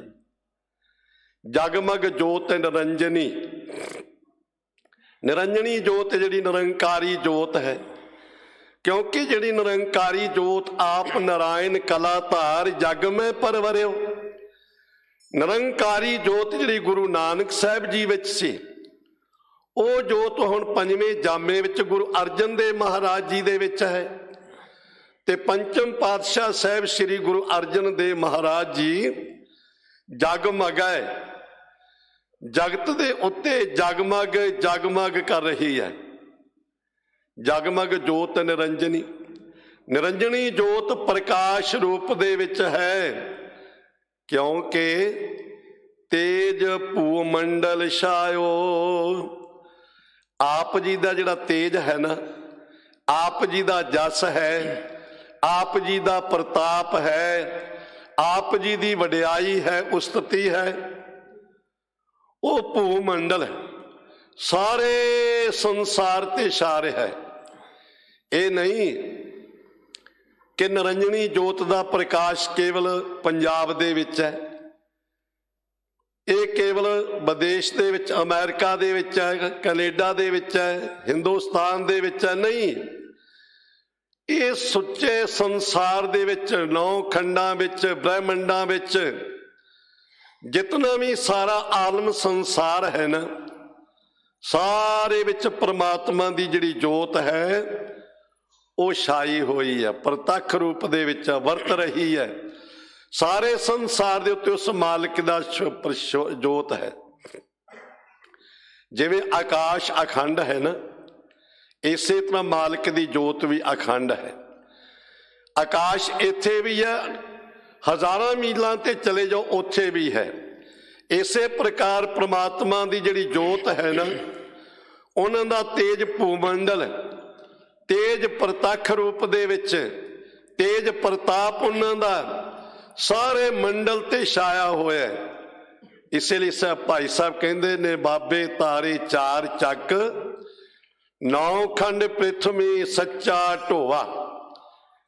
ਧੰਨ ਧੰਨ ਗੁਰੂ ਨਾਨਕ ਪਾਤਸ਼ਾਹ ਜੀ, 9 ਖੰਡ ਪ੍ਰਿਥਵੀ ਜਿੱਥੇ ਤੱਕ ਆਹੀ, ਜਿੱਥੇ ਤੱਕ ਵੀ 9 ਖੰਡਾਂ ਦੀ ਧਰਤੀ ਹੈ ਨਾ, ਆ ਜਿੱਥੇ ਅਸੀਂ ਰਹਿੰਦੇ ਇਹਨੂੰ ਭਰਤ ਖੰਡ ਕਿਹਾ ਗਿਆ। ਭਰਤ ਤੋਂ ਹੌਲੀ ਹੌਲੀ ਇਹ ਭਾਰਤ ਬਣ ਗਿਆ। ਇਲਾਵਰਤ ਖੰਡ ਹੈ, ਹਰਵਰਖ ਖੰਡ ਹੈ, ਭੱਦਰ ਖੰਡ ਹੈ, ਸਰਮ ਖੰਡ ਹੈ। ਇਹ 9 ਖੰਡ ਨੇ, ਵੱਖਰੇ ਵੱਖਰੇ ਨਾਮ ਨੇ। ਹੇ ਮੇਰੇ ਮਾਲਕ, ਆਪ ਜੀ ਦਾ ਜਿਹੜਾ ਤੇਜ ਪ੍ਰਤਾਪ ਹੈ, ਉਹ 9 ਖੰਡਾਂ ਬ੍ਰਹਿਮੰਡਾਂ ਸਾਰੀ ਧਰਤੀ ਤੇ ਛਾਇਆ ਹੋਇਆ ਹੈ। ਪਾਰਸ ਪਰਸ ਪਰਸ ਪਰਸ ਗੁਰ ਗੁਰੂ ਕਹਾਇਓ। ਹੇ ਪਾਤਸ਼ਾਹ ਗੁਰੂ ਰਾਮਦਾਸ ਮਹਾਰਾਜ ਜੀ ਤੋਂ ਬਖਸ਼ਿਸ਼ ਕੀਤੀ ਰਬਰੋ ਸਾਹਿਬ ਪੰਚਮ ਗੁਰਦੇਵ ਜੀ, ਪੰਚਮ ਗੁਰਦੇਵ ਪਾਤਸ਼ਾਹ ਜੀ, ਪਾਰਸ ਪਰਸ ਪਰਸ ਪਰਸ। ਹੇ ਸਤਿਗੁਰੂ ਪੰਚਮ ਪਾਤਸ਼ਾਹ ਜੀ, ਆਪ ਜੀ ਪਰਸ ਕਰਕੇ ਪਰਸ ਪਰਸਨ ਯੋਗ ਗੁਰੂ ਨੂੰ ਪਰਸ ਕੇ ਉਹਦਾ ਸਰੂਪ ਹੋ ਗਏ। ਕੰਚਨ ਮੈਂ ਅਰ ਪਾਰਸ ਮੈਂ ਵੱਡੋ ਅੰਤਰੋ ਜਾਨ, वो लोहा कंचन करे वो करे आप समान। ਪਾਰਸ ਦੇ ਵਿੱਚ ਇਹ ਫਰਕ ਹੈ। ਪਾਰਸ ਜਿਹੜਾ ਹੈ ਨਾ, ਕਿਸੇ ਧਾਤ ਨੂੰ ਛੋਹ ਜਾਏ ਤੇ ਸੋਨਾ ਬਣਾ ਦਿੰਦਾ ਹੈ, ਪਰ ਗੁਰੂ ਜਿਸ ਨੂੰ ਛੋਹ ਜਾਏ, ਜਿਹੜਾ ਗੁਰੂ ਨਾਲ ਛੋਹ ਜਾਏ, ਉਹ ਗੁਰੂ ਹੀ ਬਣਾ ਦਿੰਦਾ ਹੈ। ਸੰਤਨ ਮੈਂ ਅਰ ਪਾਰਸ ਮੈਂ ਵੱਡੋ ਅੰਤਰੋ ਜਾਨ, वो लोहा कंचन करे वो करे आप समान। परसन जोग पातशाह गुरु रामदास महाराज जी, उन्होंने आप जी परस के छो के, क्योंकि गुरु पंचम पिता जी गुरु रामदास पातशाह जी दे छोटे साहबजादे सपुत्र ने, पिरथी चंद वड्डे ने, उस तो छोटे महादेव ने, ते सतगुरु जी पंचम पातशाह छोटे ने। पर सतगुरु महाराज सच्चे पातशाह ने गुरु का बचन कमाया है।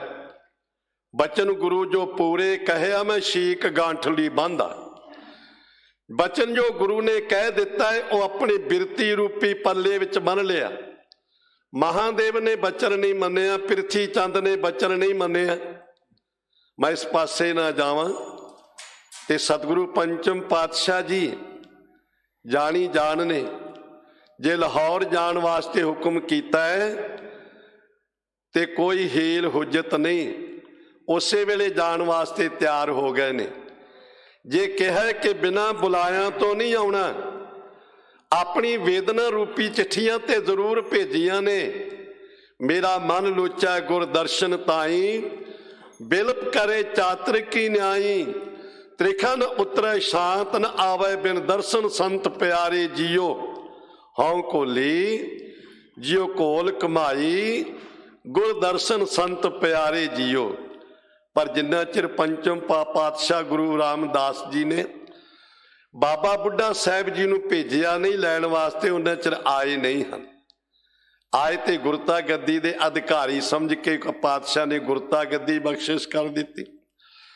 इसलिए सतगुरु महाराज सच्चे पातशाह जी, पंचम गुरुदेव महाराज सच्चे पातशाह जी परस के गुरु रामदास जी नूं परसन जोग जो सतगुरु जी ने, क्योंकि गुरु रामदास जी ने जिन्हां ने भी गुरु रामदास जी दे चरणां ते नमस्कारां कीतियां, जिन्हां ने भी गुरु नानक जी दे नाम नूं लिया, क्योंकि अज भी प्रतख रूप दे विच ने। गुरु नानक जिन सुनिया पेखिया से फिर गर्भास न परियारी, और मुड़ के माता दे गर्भ विच ही नहीं आए हैं। इसलिए पातशाह जी कहंदे ने गोरे गुरु कहायो, गुरु नूं परस के, इत्थे रारे दे सिहारी है, गुरु नूं परस के जो गुरु परसन योग गुरु रामदास जी सी, उन्होंने परस के आप गुरु कहाया सतगुरु पातशाह जी ने। गुरु रामदास जी तो बाद आप गुरु कहाया, क्योंकि सतगुरु जी परख दे विच पूरे उतरे ने। इस करके सतगुरु गुरु रामदास महाराज जी ने निरंकारी जोत उन्हां दे विच प्रकाशमान कर दिती, क्योंकि परसन करके ना उन्हां दा स्वरूप बन गए ने। गुरु अनेक प्रकार दे कहंदे, एक दीपक गुरु है, एक दीपक तो दूसरा दीपक जला दो, हजारां जला दो, सारे जलणगे। इसे तरह पंचम पातशाह जी गुरु रामदास जी नूं परसन करके आप गुरु कहायो, आप अपने आप नूं फिर गुरु कहाया। संगतां ने प्रतख रूप दे विच मन्निया है। भन मथुरा पूरत सदा थिर, लाए चित सन्मुख रहो। इस करके बख्शिश करते ने भन मथुरा। मथुरा भट्ट का नाम है। कहते हे मथुरा कह, भन तो नाम उच्चारण कर, कहना कर। की कहना है? मूर्त सदा थिर। पंचम पातशाह जी की मूर्ति जो हस्ती है, स्वरूप है, ਸਿੱਖ ਨੇ ਮੂਰਤੀ ਦਾ ਪੁਜਾਰੀ ਨਹੀਂ ਬਣਨਾ ਹੈ। ਠੀਕ ਹੈ, ਸਤਿਕਾਰਯੋਗ ਨੇ ਉਹ ਮੁਸੱਵਰਾਂ ਨੇ, ਚਿੱਤਰਕਾਰਾਂ ਨੇ ਆਪਣੇ ਆਪਣੇ ਖਿਆਲਾਤ ਦੇ ਅਨੁਸਾਰ ਅਨੇਕਾਂ ਗੁਰੂ ਸਾਹਿਬਾਨਾਂ ਦੇ ਚਿੱਤਰ ਬਣਾ ਦਿੱਤੇ ਨੇ। ਤੇ ਪਾਤਸ਼ਾਹ ਗੁਰੂ ਹਰਗੋਬਿੰਦ ਸਾਹਿਬ ਜੀ,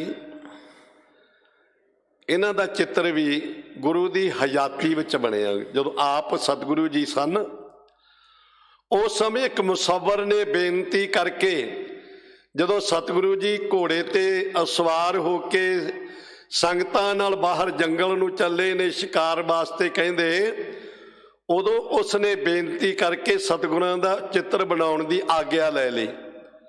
ਉਹ ਚਿੱਤਰ ਅੱਜ ਵੀ ਸੁਰ ਸਿੰਘ ਦੇ ਵਿੱਚ ਦਲ ਪੰਥ ਵਿਧੀ ਚੰਦ, ਸਤਿਕਾਰਯੋਗ ਸੰਤ ਬਾਬਾ ਅਵਤਾਰ ਸਿੰਘ ਜੀ ਜੋ ਮੌਜੂਦਾ ਮੁਖੀ ਨੇ, ਉੱਥੇ ਅਸਥਾਨ ਦੇ ਉੱਤੇ ਹੈ।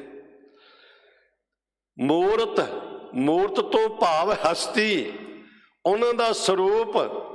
ਸਿੱਖ ਨੇ ਮੂਰਤੀ ਦੇ ਅੱਗੇ ਕੋਈ ਪੂਜਾ ਡੰਡੌਤ ਵੰਦਨਾ ਨਹੀਂ ਕਰਨੀ, ਸਤਿਕਾਰ ਜ਼ਰੂਰ ਰੱਖਣਾ ਹੈ।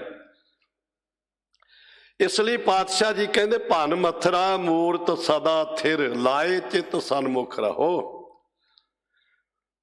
ਇਹ ਭੱਠ ਮਥਰਾ ਕਹੇ, ਉਚਾਰਨ ਕਰ। ਕੀ ਉਚਾਰਨ ਕਰਨਾ? ਜੋ ਗੁਰੂ ਦੀ ਮੂਰਤ, ਗੁਰੂ ਦਾ ਸਰੂਪ ਹੈ ਨਾ, ਸਰੂਪ ਕਿਹੜਾ ਹੈ? ਭਾਈ ਸਾਹਿਬ ਕਹਿੰਦੇ, ਗੁਰ ਮੂਰਤ ਗੁਰ ਸ਼ਬਦ ਹੈ, ਸਾਧ ਸੰਗਤ ਵਿੱਚ ਪ੍ਰਗਟ ਆਇਆ।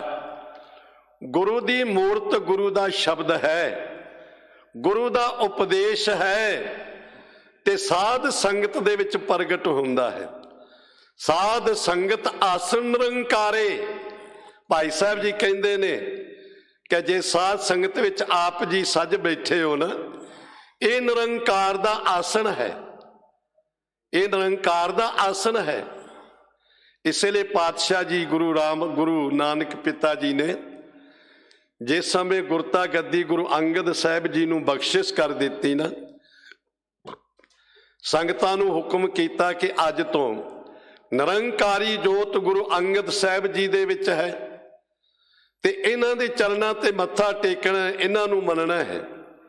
ਤੇ ਸਿੱਖਾਂ ਨੇ ਪੁੱਛ ਲਿਆ, ਮਹਾਰਾਜ ਜੇ ਕਿਤੇ ਸਬੱਬ ਨਾਲ ਸਤਿਗੁਰਾਂ ਦੇ ਦੀਦਾਰ ਨਾ ਹੋਣ ਫੇਰ ਕੀ ਕਰੀਏ? ਤੇ ਪਾਤਸ਼ਾਹ ਨੇ ਜਿਹੜੇ ਬਚਨ ਕਹੇ ਸੀ ਨਾ, ਬਾਬਾ ਮੜੀ ਨਾ ਗੌਰ, ਬਸੈ ਅੰਗਦ ਕੇ ਹਿਓ ਮੈਂ, ਸਾਧ ਸੰਗਤ ਮੈਂ ਨਿਸ ਦਿਨ ਬਸਬੋ ਮੈਂ ਕਰੂੰ। ਕਹਿੰਦਾ ਬਾਬਾ ਕਿਸੇ ਗੌਰ ਮੜੀਆਂ ਕਬਰਾਂ ਦੇ ਵਿੱਚ ਨਹੀਂ ਹੈ, ਅੰਗਦ ਦੇ ਹਿਰਦੇ ਵਿੱਚ ਵਸਦਾ ਏ। ਤੇ ਜੇ ਉੱਥੇ ਆਪ ਨਾ ਜਾ ਸਕੋ, ਸਾਧ ਸੰਗਤ ਨਿਸ ਦਿਨ ਬਸਬੋ ਮੈਂ ਕਰੂੰ।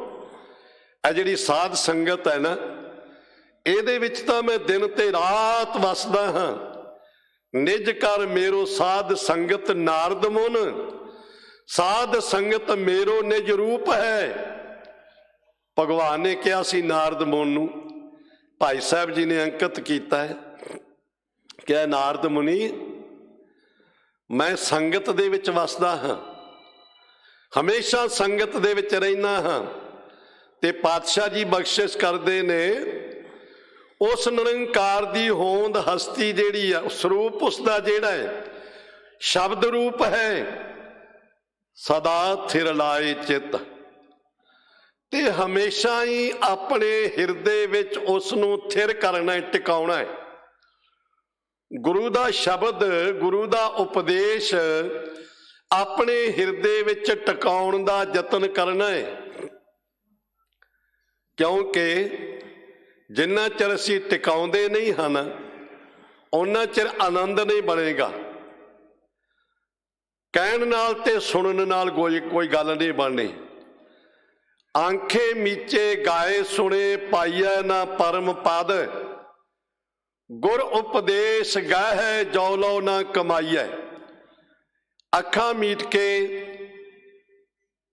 ਗਾ ਲੈਣਾ, ਸੁਣ ਲੈਣਾ, ਪਰਮ ਪਦਵੀ ਨਹੀਂ ਪ੍ਰਾਪਤ ਹੋਵੇਗੀ।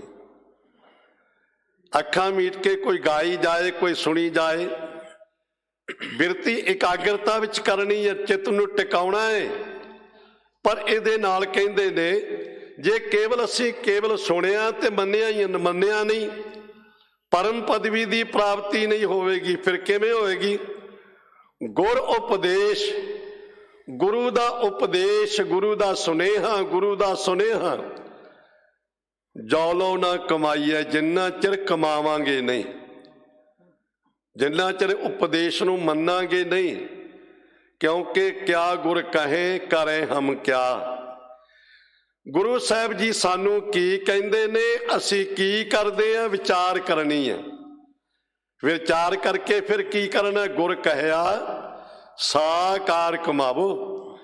ਜੋ ਗੁਰੂ ਨੇ ਕਿਹਾ ਉਹ ਕਮਾਈ ਕਰਨੀ ਹੈ।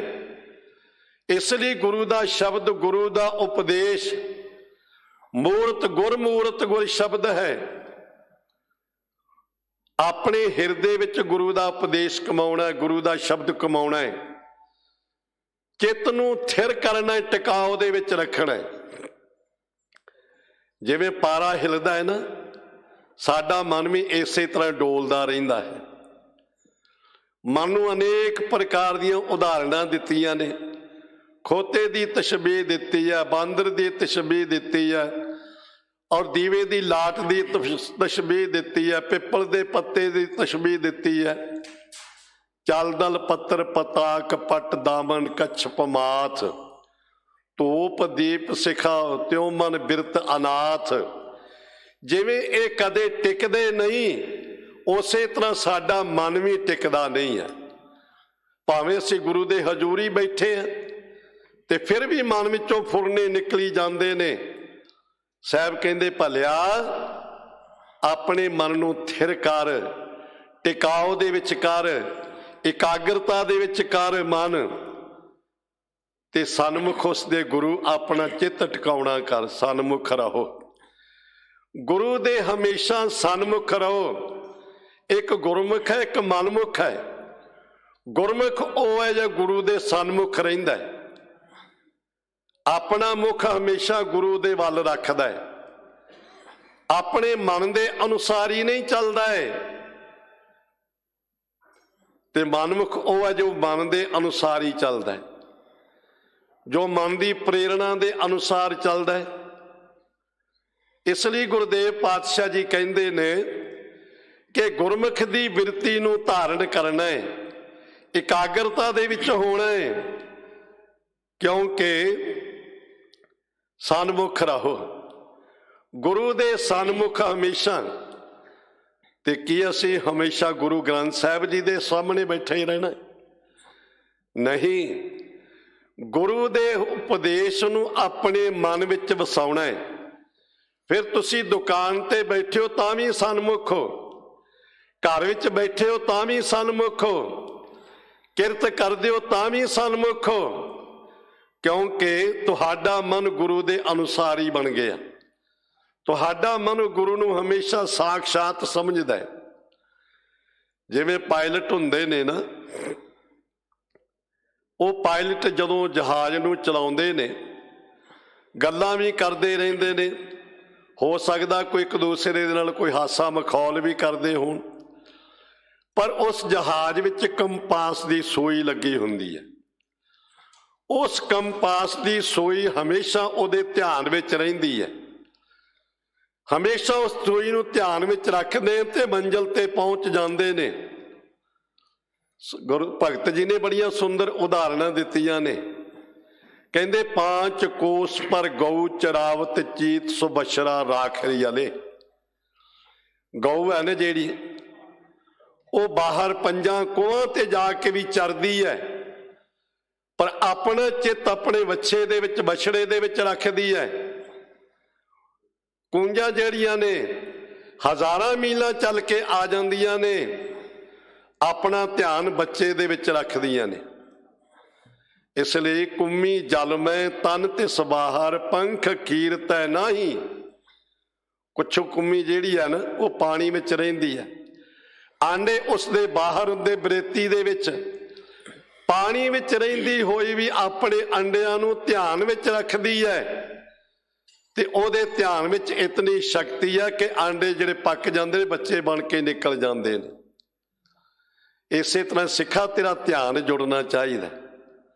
ਜੇ ਤੂੰ ਕਿਰਤ ਕਰਦਾ ਹੈ ਨਾ, ਧਿਆਨ ਤੇਰਾ ਤਾਂ ਵੀ ਸਿਮਰਨ ਦੇ ਵਿੱਚ ਹੋਵੇ, ਗੁਰੂ ਵੱਲੇ ਹੋਵੇ। ਪਰਿਵਾਰ ਵਿੱਚ ਬੈਠਾ ਧਿਆਨ ਤੇਰਾ ਤਾਂ ਵੀ ਜੁੜਿਆ ਹੋਣਾ ਚਾਹੀਦਾ ਹੈ, ਤੇ ਕਿਤੇ ਵੀ ਤੁਰਿਆ ਜਾਂਦਾ ਧਿਆਨ ਗੁਰੂ ਦੇ ਸਨਮੁਖ ਹੋਵੇ। ਤੇ ਜਦੋਂ ਧਿਆਨ ਗੁਰੂ ਨਾਲ ਜੁੜ ਗਿਆ ਨਾ, ਤੇ ਫਿਰ ਕੁਝ ਵੀ ਤੇਰਾ ਕੋਈ ਬਾਲ ਬਾਂਕਾ ਨਹੀਂ ਕਰ ਸਕੇਗਾ। ਬਾਬਾ ਬਿਧੀ ਚੰਦ ਜੀ ਭੱਠ ਵਿੱਚ ਬੈਠ ਗਏ, ਧਿਆਨ ਗੁਰੂ ਹਰਗੋਬਿੰਦ ਸਾਹਿਬ ਜੀ ਦੇ ਚਰਨਾਂ ਨਾਲ ਜੁੜਿਆ ਹੋਇਆ। ਅੱਗ ਬਲ ਰਹੀ ਹੈ, ਭੱਠ ਦੇ ਵਿੱਚ ਅੱਗ ਬਲਦੀ ਹੈ, ਧਿਆਨ ਗੁਰੂ ਚਰਨਾਂ ਦੇ ਵਿੱਚ ਹੈ। ਤੇ ਫਿਰ ਗੁਰੂ ਕੈਸਾ ਬਖਸ਼ੰਦ ਹੈ, ਲੱਗਣ ਦੇਤ ਨਾ ਸੇਕ। ਸੇਕ ਨਹੀਂ ਲੱਗਣ ਦਿੰਦਾ ਆਪਣੇ ਸੇਵਕ ਨੂੰ। ਭਾਵ ਕਿ ਜਦੋਂ ਸਾਡਾ ਧਿਆਨ ਗੁਰੂ ਸ਼ਬਦ ਵਿੱਚ ਜੁੜ ਗਿਆ, ਅਸੀਂ ਗੁਰੂ ਦੇ ਸਨਮੁਖ ਹੋ ਗਏ, ਫਿਰ ਕਿਸੇ ਪ੍ਰਕਾਰ ਦੀ ਆਦੀ ਵਿਆਦੀ ਉਪਾਦੀ ਸਾਨੂੰ ਪੋ ਨਹੀਂ ਸਕੇਗੀ, ਕਿਸੇ ਪ੍ਰਕਾਰ ਦਾ ਰੋਗ ਸਾਨੂੰ ਲੱਗ ਨਹੀਂ ਸਕੇਗਾ। ਇਸ ਲਈ ਗੁਰੂਦੇਵ ਪਾਤਸ਼ਾਹ ਜੀ ਬਖਸ਼ਿਸ਼ ਕਰਦੇ ਨੇ ਕਿ ਹੇ ਪੱਥਰ ਮਥਰਾ, ਉਸ ਗੁਰੂ ਦੇ ਉਪਦੇਸ਼ ਨੂੰ, ਗੁਰੂ ਦੀ ਹਸਤੀ ਨੂੰ ਆਪਣੇ ਅੰਦਰ ਟਿਕਾ ਕੇ ਰੱਖ, ਮਨ ਨੂੰ ਟਿਕਾਓ ਦੇ ਵਿੱਚ ਰੱਖ। ਤੇਰਾ ਚਿੱਤ ਹਮੇਸ਼ਾ ਗੁਰੂ ਦੇ ਸਨਮੁਖ ਜੁੜਿਆ ਰਹੇ। ਕਲ ਜੁਗ ਜਹਾਜ ਅਰਜਨ ਗੁਰੂ, ਸਗਲ ਸ੍ਰਿਸ਼ਟ ਲਗ ਬੇਤਰੋ। ਮਥਰਾ ਜੀ ਕਹਿੰਦੇ ਨੇ ਕਿ ਮੇਰੇ ਮਾਲਿਕ, ਮੇਰੇ ਪ੍ਰਭੂ ਸਤਿਗੁਰੂ ਗੁਰੂ ਅਰਜਨ ਦੇਵ ਜੀ, ਤੁਸੀਂ ਕਲਯੁਗ ਦੇ ਜਹਾਜ਼ ਹੋ, ਕਲਯੁਗ ਦੇ ਜਹਾਜ਼ ਹੋ। ਹੋਰ ਵੀ ਅਨੇਕਾਂ ਸ਼ਬਦ ਸਤਿਗੁਰੂ ਪਾਤਸ਼ਾਹ ਜੀ ਨੇ ਐਸੇ ਸਾਨੂੰ ਬਖਸ਼ਿਸ਼ ਕੀਤੇ ਨੇ ਕਿ ਕਲ ਸਮੁੰਦਰ ਪੈ ਰੂਪ ਪ੍ਰਗਟ ਹਰ ਨਾਮ ਉਦਾਹਰਣ। ਕਲਯੁਗ ਦੇ ਵਿੱਚ ਭਵਜਲ ਸੰਸਾਰ ਤੋਂ ਪਾਰ ਹੋਣ ਦੇ ਲਈ ਪਰਮਾਤਮਾ ਦੇ ਨਾਮ ਰੂਪੀ ਗੁਰੂ ਅਰਜਨ ਦੇਵ ਜੀ ਨੇ। ਤੇ ਹੋਰ ਵੀ ਅਨੇਕਾਂ ਐਸੀਆਂ ਪੰਕਤੀਆਂ ਆਉਂਦੀਆਂ ਨੇ। ਚਰਨ ਪਖਾਰ ਕਰੋ ਗੁਰ ਸੇਵਾ, ਬਾਰ ਜਾਉ ਲਖ ਬਰੀਆ। ਜੇ ਪ੍ਰਸਾਦ ਇਹ ਭਵਜਲ ਤਰਿਆ, ਜਨ ਨਾਨਕ ਪੈ ਸੰਗ ਮਿਰਿਆ। ਗੁਰੂ ਪਾਤਸ਼ਾਹ ਜੀ ਕਹਿੰਦੇ ਨੇ ਕਿ ਚਰਨ ਪਖਾਰ ਕਰੋ ਗੁਰ ਸੇਵਾ, ਮੈਂ ਗੁਰੂ ਦੇ ਚਰਨ ਧੋ ਕੇ ਗੁਰੂ ਦੀ ਸੇਵਾ ਕਰਾਂ, ਗੁਰੂ ਦੇ ਉਪਦੇਸ਼ ਨੂੰ ਕਮਾਵਾਂ, ਗੁਰੂ ਦੇ ਉਪਦੇਸ਼ ਨੂੰ ਮੰਨਾਂ, ਲੱਖਾਂ ਵਾਰੀ ਗੁਰੂ ਤੋਂ ਕੁਰਬਾਨ ਜਾਵਾਂ। ਕਿਉਂ ਭਾਈ, ਕਿਸ ਲਈ? ਕਿਉਂਕਿ ਜੇ ਪ੍ਰਸਾਦ ਇਹ ਭਵਜਲ ਤਰਿਆ, ਜਿਹਦੀ ਕਿਰਪਾ ਨਾਲ, ਜਿਹਦੀ ਬਖਸ਼ਿਸ਼ ਦੇ ਨਾਲ ਇਹ ਜਿਹੜਾ ਭਵਜਲ ਸੰਸਾਰ ਇਸ ਤੋਂ ਤਰਿਆ, ਪਾਰ ਤਰਿਆ ਹਾਂ। ਇਸ ਲਈ ਗੁਰੂ ਪਾਤਸ਼ਾਹ ਕਹਿੰਦੇ ਨੇ ਕਿ ਕਲਯੁੱਗ ਵਿੱਚ ਸਤਿਗੁਰੂ ਪਾਤਸ਼ਾਹ ਜੀ ਜਹਾਜ਼ ਰੂਪ ਨੇ। ਸੰਸਾਰ ਨੂੰ ਸਮੁੰਦਰ ਦੀ ਤਸ਼ਬੀਹ ਦਿੱਤੀ ਗਈ ਹੈ। ਜਿਵੇਂ ਸਮੁੰਦਰ ਹੈ ਨਾ, ਤੇ ਸਮੁੰਦਰ ਤੋਂ ਪਾਰ ਹੋਣਾ ਬਹੁਤ ਕਠਿਨ ਹੈ। ਕੋਈ ਤੈਰ ਕੇ ਸਮੁੰਦਰ ਪਾਰ ਨਹੀਂ ਲਗਾ ਸਕਦਾ। ਕੋਈ ਤੁਲਹਾ, ਕੋਈ ਬੇੜਾ, ਕੋਈ ਜਹਾਜ਼ ਲੈਣਾ ਪੈਂਦਾ ਹੈ, ਤਾਂ ਹੀ ਸਮੁੰਦਰ ਤੋਂ ਪਾਰ ਹੋਇਆ ਜਾ ਸਕਦਾ ਹੈ। ਵਿਚਾਰ ਸਾਗਰ ਦੇ ਵਿੱਚ ਸਮੁੰਦਰ ਦੀ ਤਸ਼ਬੀਹ ਦਿੱਤੀ ਹੈ। ਕਹਿੰਦੇ ਇਹਦੇ ਵਿੱਚ ਪਦਾਰਥਾਂ ਰੂਪੀ ਪਾਣੀ ਭਰਿਆ ਹੋਇਆ, ਆਸਾ ਤੇ ਤ੍ਰਿਸ਼ਨਾ ਦੀਆਂ ਲਹਿਰਾਂ ਨੇ ਇਹਦੇ ਵਿੱਚ, ਵਿਕਾਰਾਂ ਰੂਪੀ ਜਲ ਜੰਤੂ ਨੇ ਇਹਦੇ ਵਿੱਚ, ਤੇ ਤਰਿਓ ਭਵ ਸਾਗਰ ਮੈਂ ਅਬ ਭਾਰਾ। ਕਹਿੰਦੇ ਗੁਰੂ ਦੀ ਕਿਰਪਾ ਨਾਲ ਇਹ ਸੰਸਾਰ ਸਮੁੰਦਰ ਮੈਂ ਜੋ ਬਹੁਤ ਭਿਆਨਕ ਸੀ, ਇਹ ਤੋਂ ਤਰ ਗਿਆ ਹਾਂ, ਪਾਰ ਕਿਨਾਰੇ ਲੱਗ ਗਿਆ ਹਾਂ। ਇਸ ਲਈ ਪਾਤਸ਼ਾਹ ਜੀ ਬਖਸ਼ਿਸ਼ ਕਰਦੇ ਨੇ, ਭਨ ਮਥਰਾ, ਹੇ ਮਥਰਾ ਕਹੋ ਕਿ ਗੁਰੂ ਅਰਜਨ ਦੇਵ ਮਹਾਰਾਜ ਸੱਚੇ ਪਾਤਸ਼ਾਹ ਜੀ ਕਲਯੁੱਗ ਦੇ ਜਹਾਜ਼ ਨੇ। ਤੇ ਕਈ ਵਾਰੀ ਤੁਸੀਂ ਪੁਰਾਤਨ ਜਦੋਂ ਅਰਦਾਸ ਤੋਂ ਬਾਅਦ ਜੋਰਾ ਪੜ੍ਹਦੇ ਹੋ ਨਾ, ਉਹਦੇ ਵਿੱਚ ਵੀ ਪੜ੍ਹਦੇ ਹੋ, ਵਾਹਿਗੁਰੂ ਨਾਮ ਜਹਾਜ਼ ਹੈ, ਚੜ੍ਹੇ ਸੋ ਉਤਰੇ ਪਾਰ। ਕਹਿੰਦੇ ਵਾਹਿਗੁਰੂ ਪ੍ਰਮਾਤਮਾ ਦਾ ਨਾਮ ਜਹਾਜ਼ ਹੈ, ਤੇ ਵਾਹਿਗੁਰੂ ਦਾ ਸਰੂਪ ਨੇ ਗੁਰੂ ਅਰਜਨ ਦੇਵ ਜੀ, ਕਿਉਂਕਿ ਸਤਿਰੂਪ ਨਿਰੰਕਾਰ ਦਾ ਸਰੂਪ ਨੇ ਗੁਰੂ ਅਰਜਨ ਦੇਵ ਮਹਾਰਾਜ ਜੀ। ਇਸ ਲਈ ਕਹਿੰਦੇ ਨੇ ਪਾਤਸ਼ਾਹ ਜੀ, ਗੁਰੂ ਅਰਜਨ ਦੇਵ ਮਹਾਰਾਜ ਜੀ ਕਲਯੁੱਗ ਦੇ ਵਿੱਚ ਜਹਾਜ਼ ਰੂਪ ਨੇ। ਸਾਗਰ